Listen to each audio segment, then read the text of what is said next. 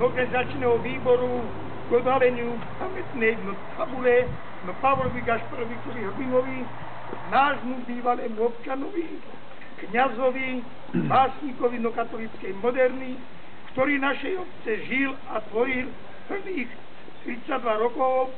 Vás všetkých čo najsrdečnejšie vítam na tejto malej a milej slávnosti. Vítam starostu našej obce, pána Jozefa Šimona, ako i zástupcov filiálky Horňany.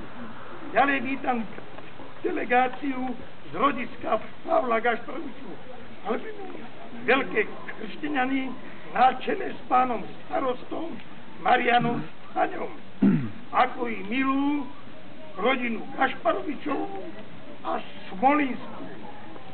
Ďalej si dovolím privítať správcu našej farnosti, dôstojného pána farára, magistra Františka Vojtu a dôstojného pána farára, rodáka z Veľkých Kršteňan, pána Miroslava Hiláta.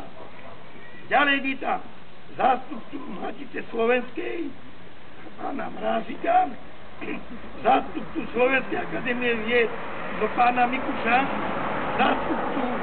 zástupkyne okresného kultúrneho strediska a zástupcov verejnej knižnice Michala Rešetku v Trenčíne. Nakoniec ešte raz vás všetkých najsrdečnejšie vítam.